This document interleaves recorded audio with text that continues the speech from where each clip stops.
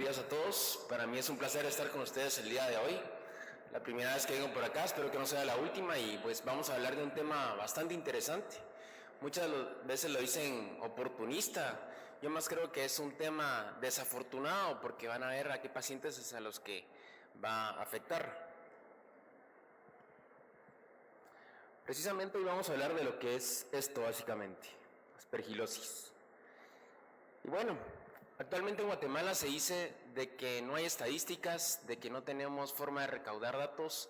Yo creo que la investigación es una de las cosas más importantes que se dan hoy en día, y este es un artículo que se realizó aquí en Guatemala, en el Hospital General de San Juan de Dios. Fue realizado por los colaboradores y por el doctor Araton, actualmente infectólogo de adultos, en pacientes con VIH, y esto nos da una pauta de cómo está representada esta enfermedad en Guatemala. La prevalencia del asma en pacientes adultos se estima que es de 1.42%, y se estima que de esa población el 2.5% está padeciendo de aspergilosis broncopulmonar alérgica, que es una de las formas que afecta este tipo de hongo a los pacientes. Dentro de lo que es el asma, tenemos lo que es el asma severa, que se define como aquella que va a ser córtico resistente. Eso va a ser que va a tener probablemente dosis elevada de esteroide inhalado, va a tener beta de acción prolongada, y aún así siguen padeciendo de este problema. Se estima que al menos el 10% de esta población va a tener el problema, y el 33% de ellos va a estar sensibilizada por hongos. En el 2011 se hizo un estudio en el cual se vieron que habían 1.452 pacientes con tuberculosis pulmonar. De estos esperaba 157 nuevos casos de aspergilosis pulmonar cavitaria. El hecho de que el paciente tenga una enfermedad de base y de que eso lo haga inmunosupreso, lo hace un factor predisponente para padecer de aspergilosis. Se hizo una prevalencia para 5 años y se vieron que para 5 años teníamos 3.2 casos por 100.000 habitantes. Eso quiere decir de que íbamos a tener en 5 años 495 nuevos casos de aspergilosis pulmonar cavitaria. La prevalencia del asma es similar a México y Ecuador, que va de un 2.39% a un 2.13%, y esto ha sido basado en datos en los cuales se ha visto que 5.568 casos de aspergilosis broncopulmonar alérgica. Es la tercera causa de micosis severa en hospitales generales. ¿Y por qué se debe eso? Porque la aspergilosis broncopulmonar alérgica, o el aspergillus, se da más que todo en aquellos hospitales en los cuales va a afectar a pacientes inmunocomprometidos y que van a estar en construcciones o en remodelaciones. Eso va a fundamentar y va a proliferar el hongo, debido a que se va a reproducir dentro de la humedad, el polvo, y en algunas veces hasta en los desechos sólidos. ¿Dónde se va a dar? Pues básicamente Guatemala tiene un clima tropical y subtropical. Eso le hace el lugar ideal para que se lleve a cabo la proliferación de este hongo. Hay algunos alérgenos que pueden ser inusuales y que pueden ayudar a que se produzca, pero no se tiene actualmente estadísticas para representarlo. ¿Qué áreas endémicas? Pues yo diría que todo el país es endémico, pero especialmente lo que es el oriente del país, Jutiapa, Jalapa, El Progreso, y de esa manera vamos a ver que de ahí podemos observar mayor cantidad de pacientes. Dentro del estudio se realizó una proyección o un porcentaje de los cuales se tenía en ese momento de los pasos de los pacientes con tuberculosis pulmonar y VIH. Se vio que el 4.4% iba a estar afectado de aspergilosis invasiva, un 9.6% iba a estar afectado por aspergilosis crónica pulmonar, y así el 36% y el 48% para lo que es aspergilosis broncopulmonar alérgica, y aquellos que van a ser sensibilizados por hongos. O sea que es una enfermedad que está presente dentro de los pacientes que tienen algún tipo de enfermedad de base, y que debemos de estar conscientes cuando se presenten ciertos síntomas. ¿Qué es el aspergillus? Básicamente es un hongo micótico oportunista. Como decía, pues oportunista desafortunadamente. Va a ser filamentoso, va a ser del gen aspergillus. Hay más de 900 especies actualmente. En la enfermedad va a depender básicamente del estado inmunológico del paciente, y puede producirse en varios casos y de diferentes formas. Podemos tener la forma invasiva, que va a ser un aspergiloma, la forma alérgica, que va a ser la aspergilosis broncopulmonar alérgica, y la forma saprofítica. La estructura, pues como ven, yo lo veo como una plantita, ¿verdad? Que tiene un tallo, ¿sí? Que tiene los pistilos o que tiene unas ramitas. Esos van a ser las conidias, ¿sí? Pueden formarse colonias en la caja de Petri que van a ser gris verdoso y de textura variada, algodonosa. Los hongos son de crecimiento rápido, básicamente en 1 a 3 días, y van a ser termotolerantes. Eso los hace más efectivos para poder sobrevivir en cualquier medio. Vamos a tener conodíforos y conidias, que van a ser la parte infectante y la que va a producir en el APA la que es la reacción alérgica. Dentro de las formas invasivas tenemos estas 3 clases: el fumigatus, el flavus, el niger. Dentro de los cuadros alérgicos vamos a tener nuevamente el fumigatus, el deflectus y el ecreasium. Y básicamente, ¿dónde lo podemos encontrar? Pues lo podemos encontrar en lo que es la tierra, en lo que es el campo, ¿sí? Podemos encontrar en lo que son las construcciones, en aquellos edificios que están demolidos o que se cayeron por alguna razón. Podemos encontrar en lo que es la basura, ¿sí? Y básicamente también lo podemos encontrar en aquellos recolectores de semillas. En esos recolectores de semillas es donde se fundamenta cierta humedad y hay proliferación del hongo. Entonces, esta población que trabaja con semillas en los grandes recolectores pues puede estar más afectada por este tipo de enfermedad. Importantísimo la inmunidad del paciente. Si el paciente tiene la inmunidad de alguna manera inmunosupresa, que después vamos a ver varios casos, puede estar afectado por esta enfermedad. Entonces debemos de estar presentes y sospechar este tipo de enfermedades con cualquier paciente que tenga alguna enfermedad que lo pueda tener inmunocomprometido. Dentro de lo que es la inmunidad, pues vamos a afrontar aquellos pacientes que tengan neutropenia intensa, que pueden ser secundarios a quimioterapia, leucemia, pacientes con SIDA, trasplantes de órganos, ya sea de médula ósea o de tratamiento para inmunosupresión. Hospitales en remodelación, una de las fuentes más importantes que tenemos que tenerlo en cuenta. Cualquier paciente que tenga inmunosupresión no puede estar cerca de la remodelación o cerca del polvo, debido a que puede estar infectado con este tipo de hongo. Y en aquellos pacientes que tengan neutropenia y que ingresan a los hospitales, 72 horas después pueden empezar a presentar los síntomas. Todos estos son factores predisponentes para que puedan desarrollar la enfermedad. Dentro de la fisiopatología, bastante sencilla, hay inhalación de las microconidias, posteriormente va a ser engullido por lo que son los macrófagos a nivel del alvéolo. De esta manera se va a ver una transformación de levaduras por gemación, y la transformación también va a depender de ciertos minerales como lo que es el calcio y el hierro. Luego va a haber una activación de linfocitos a través de lo que es los macrófagos, que se van a multiplicar dentro de los mismos. Los macrófagos van a estar inactivados, ya no van a servir en ese momento, y de esa manera se van a usar como transporte para los ganglios linfáticos y vamos a tener una diseminación hematógena en el peor de los casos. Dentro de lo que es el APA, vamos a ver que es la causa más reconocida de micosis broncopulmonar alérgica. La respuesta inmunológica va a ser muy exagerada, o sea que este paciente va a tener muchos síntomas floridos, ¿de acuerdo? Finalmente se va a ver en pacientes atópicos que van a estar asociados con asma. Vamos a tener una incidencia del 7 al 14% de los pacientes asmáticos, y también los podemos ver en los pacientes con fibrosis quística hasta en un 10%. Va a ser la segunda causa más frecuente de enfermedad micótica sistémica, superada posteriormente por la cándida. Va a ser una respuesta antígena a lo que es el hongo, ¿verdad? El broncoespasmo básicamente va a estar causado por la respuesta IgE y va a ser por medio de una hipersensibilidad de inmunidad tipo 1. Y la inflamación peribronquial y bronquial va a ser por una reacción tipo 3 de complejos inmunes. Como ven, entonces no hay invasión como tal del hongo hacia lo que es el sistema linfático en este tipo de enfermedad, sino que básicamente va a ser una reacción aumentada algorítmicamente por el hongo que va a afectarlos. La clínica, pues los pacientes van a estar con broncoespasmo, pueden empezar a debutar con crisis continuas, van a ser aquellos pacientes que no van a solucionar con el tratamiento médico convencional. Estamos hablando de beta 2, estamos hablando de esteroides, estamos hablando de cursos de esteroides, y el paciente continúa con los síntomas. Pueden tener disnea, obviamente, vamos a tener una tos productiva, una tos que en algunas ocasiones puede ser de una expectoración café, que va a ser secundaria al problema de base, que en este caso se puede dar en el 10% de los pacientes. Aquí vemos una radiografía de un paciente que está afectado con aspergilosis broncopulmonar alérgica. Como ustedes pueden ver, a la hora de ver una radiografía vamos a describir las características radiológicas, no vamos a dar diagnósticos. Entonces aquí podemos ver una sobredistensión pulmonar bilateral, ¿de acuerdo?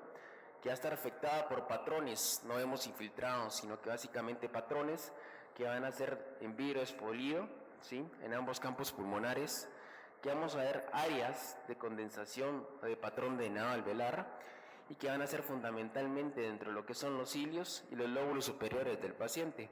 Entonces tenemos que tener en cuenta que si se nos presenta este tipo de imágenes, pues debemos de pensar en lo que es esta enfermedad.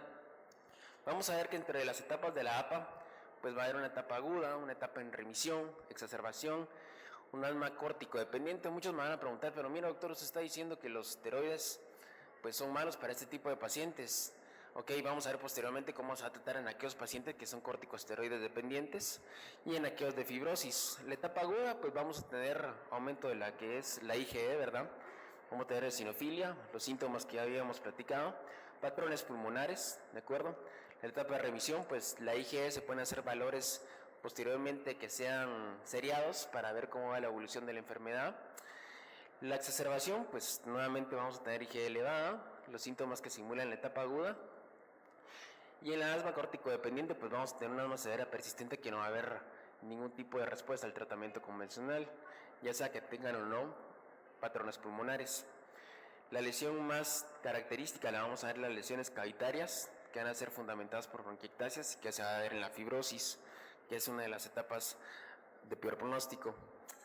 El diagnóstico de la aspergilosis pulmonar alérgica lo vamos a hacer por pruebas clínicas, manifestaciones clínicas en el paciente, pruebas positivas para hipersensibilidad. Actualmente vamos a ver de que tienen que ser, el paciente van a ser con padecimientos asmáticos, van a tener una reacción cutánea que en algunas veces sí lo podemos realizar aquí en Guatemala, una IgE sérica mayor de 1000, podemos hacer una precipitación de anticuerpos en suero, una eosinofilia en sangre entre 1500 y 3000 por milímetro cúbico, vamos a tener la característica de los patrones y las bronquiectasias. Aquí podemos ver varias tomografías de pacientes con APA y en la primera tomografía pues ya podemos ver las áreas hiperdensas en lo que es el lóbulo inferior y las bronquiectasias quísticas, que más que todo van a ser quistes que van a estar en el parénquima pulmonar.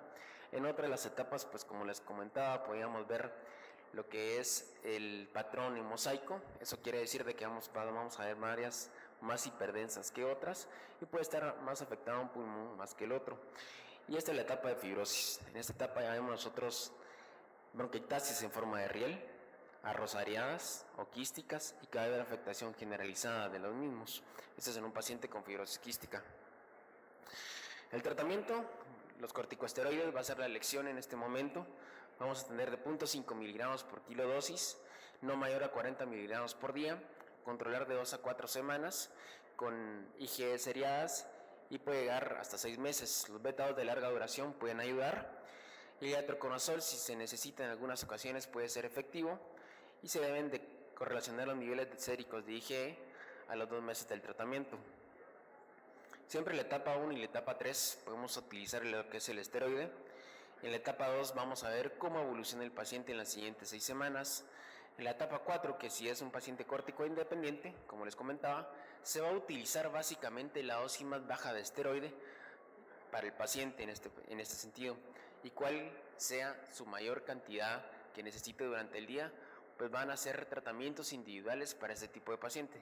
Básicamente son los que menos vamos a tener y pues sí causa un poco de problema a la hora de tratarlos. La etapa 5, pues la fibrosis tiene muy mal pronóstico.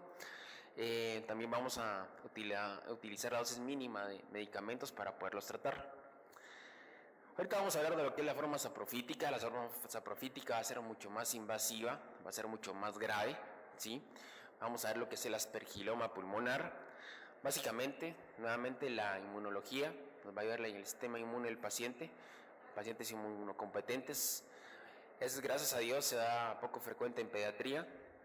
Lo que va a haber es una colonización del hongo básicamente en las cavidades patológicas y se da mucho en pacientes con tuberculosis pulmonar cavitaria. Por eso pasamos anteriormente a la epidemiología que teníamos en pacientes con VIH y ya que la tuberculosis es endémica en Guatemala, pues debemos pensarlo en estos pacientes. Se va a presentar con bronquiectasias al inicio, que pueden ser secundarias previamente a un episodio de aspergilosis broncopulmonar alérgica, y vamos a detectar la bola fúngica formada por grandes cantidades de micelios y granulación vascular dentro de la cavidad. Básicamente los pacientes por las bronquiectasis que tienen van a tener hemoptisis, ¿de acuerdo? Si tenemos hemoptisis en un paciente, eso nos está hablando de que hay una alteración a nivel bronquial del cartílago, ya no hay mucosa, eso llegó a lo que es el paquete vascular y de esa manera vamos a tener la hemoptisis en estos pacientes. Vamos a tener lo que es el aspergiloma, que básicamente va a ser el cúmulo de micelios dentro de lo que es el parénquima pulmonar. Y pues qué cambios radiológicos los podemos tener. Ustedes van a ver características como abscesos, en los cuales vamos a tener una pared gruesa con niveles hidroaéreos y vamos a tener un halo que va a ser característico de este tipo de enfermedades. Si le realizamos la tomografía a este paciente, pues vamos a ver exactamente las mismas hiperdensidades que van a ser de forma irregulares y que van a formar nuevamente un semihalo en lo que es el parénquima pulmonar. En algunos pacientes se dice que la terapia no necesariamente tiene que ser dada en pacientes a los cuales están asintomáticos, es una forma leve. El tratamiento es quirúrgico, básicamente, si tenemos compromiso ya de la inmunidad del paciente. Puede ayudar el iatroconazol y el voriconazol, no la anfotericina B porque tiene muy poca penetrancia en estos pacientes a nivel del parénquima pulmonar. Y pues en estos pacientes básicamente lo que vamos a tener que hacer es ver qué tipo de problemas están presentando y de esa manera abordarlos. Si tienen cualquiera de esos tipos de problemas o complicaciones, pues posiblemente va a ser un paciente que necesite una terapia coadyuvante, tanto quirúrgica como médica. Dentro de lo que es la aspergilosis broncopulmonar invasiva, el factor determinante va a ser en aquellos pacientes con leucemia, quimioterapia. La neutropenia va a ser el intenso factor para que puedan desarrollar esta enfermedad. Pueden resultar con complicaciones de la enfermedad, ya sea existente, ¿verdad? No solo pacientes que sean neutropénicos, sino que pacientes con cirrosis, pacientes que sean con citacosis. Citacosis cabe decir de que es aquella enfermedad producida por las palomas, ¿sí? Por la Clamidia citasi. Entonces en el área rural donde se encuentran con aves, se debe descartar este tipo de enfermedades, carcinoma, lupus, y en las enfermedades reumáticas también se puede dar como la polarteritis nodosa. La mortalidad es altísima, de un 70 a un 100%. Dentro de lo que es la fisiopatología de la enfermedad, pues vamos a ver una formación de tromos que va a causar microinfartos y hemorragia. Eso puede dar a cabo lo que es la hemoptisis nuevamente. Va a haber enzimas proteolíticas que van a incrementar la extensión de las lesiones. En este caso la tripsina se puede dar en este tipo de pacientes una elevación. A nivel histológico, pues vamos a ver aquí lo que es el aspergiloma nuevamente, ¿verdad? Pueden haber neumonías con consolidación, puede ser segmentaria, puede ser hemorragia, puede haber hemorragia pulmonar y complicaciones concomitantes como es el infarto al miocardio. A nivel histológico vamos a ver las áreas de edema, ¿verdad? ¿Sí? Escasa reacción inflamatoria, van a haber linfocitos, fibroblastos y una necrosis central, que va a ser la que lleve a cabo en algunas ocasiones la sintomatología clínica. Pues básicamente vamos a tener un inicio de neumonía, fiebre persistente o recurrente, periodos de granulocitopenia, administración de corticosteroides o quimioterapia como factores de riesgo, tos seca, productiva, mucoperolenta y hemoptóica, dolor pleurolítico o frote pleural. Vamos a tener dolor torácico también en estos pacientes debido a que se va a estar involucrada las dos pleuras. Y debido a esto pues puede haber invasión del hongo a lo que son los músculos intercostales, costillas y diafragmas. Aquí nuevamente tenemos la placa, ¿verdad? Con una aspergilosis invasiva. Vemos la hiperdensidad, lo que se va a estar dando en el lóbulo inferior. Generalmente la placa va a ser anormal en el 75 al 100% de los casos. Podemos tener un patrón intersticial, micro-macronodular y en parches o tipo mixto. No solamente tenemos que ir a buscar la imagen hiperdensa que se está presentando en esta ocasión, sino que se pueden presentar con otro tipo de patrones. Diagnóstico: podemos hacer antígeno al galactomanano. Va a ser un exoantígeno que va a ser causado por la liberación prolongada debido a la invasión tisular. Se puede hacer en suero, orina, líquido estéril. Los valores que vamos a notar en lo que son las muestras va a ser de 15 nanogramos hasta 1. Otro mucho más específico va a ser el antígeno galactomanano en suero. Es altamente específico, pero va a tener una baja sensibilidad. Va a ser de 15 a 17 nanogramos, como estamos viendo, pues es mejor lo que es el galactomanano como tal. Se puede hacer un KOH y llevarlo a cultivo. Y podemos hacer un medio de cultivo sabro, realizando en un número de 3 ocasiones, para que tengamos una esputa y podamos empezar a buscar el hongo. La biopsia pues, se va a realizar en aquellos pacientes con aspergilosis sinusal invasiva, que tengan una escara centinela o aquellos que tengan úlceras cutáneas. La broncoscopía nos puede ayudar muchísimo para realizar el diagnóstico, si podemos hacer una broncoscopía a través de la cual va a ser guiada por ultrasonido para llegar a este tipo de lesiones. Y aquí cabe mencionar nuevamente las características de lo que es esta forma de aspergilosis. Aquí vamos viendo el aspergiloma y ya con bronquiectasias y la forma del halo, que es característica en ese tipo de enfermedad. Tratamiento. El tratamiento del voriconazol a dosis de 6 miligramos por kilo día, cada 12 horas, las primeras 24 horas y posteriormente a 4 miligramos por kilo cada 12 horas.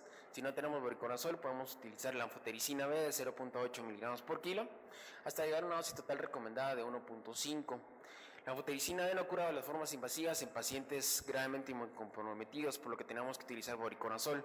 Y la otra opción que podemos usar para llevar el tratamiento ambulatorio es el iatroconazol después de la etapa aguda. Aquí tenemos lo que es el tratamiento a la hora de tener todas las formas de aspergilosis. Tenemos aspergilosis también a nivel invasivo. Lamentablemente no salieron muy bien las diapositivas. Básicamente era lo que les estaba comentando del tratamiento. Y entre las conclusiones, pues los casos de infecciones fúngicas se desconocen actualmente, pero se tiene una estimación que exceden los 268,000 habitantes. Eso quiere decir ya 1.7% de la población.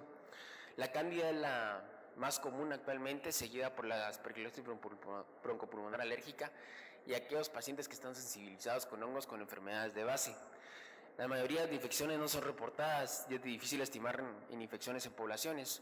No son reportadas porque es muy difícil hacer el diagnóstico, pero no tenemos que dejarnos solamente que si no tenemos el galactomanano, pues tenemos la clínica, tenemos la radiología, tenemos la tomografía, tenemos la actividad quirúrgica. Entonces de esa manera poder llegar a un diagnóstico, no importando que se llegue a establecer en 4 o 6 semanas, pero colocar inmediatamente lo que es el tratamiento que se indique.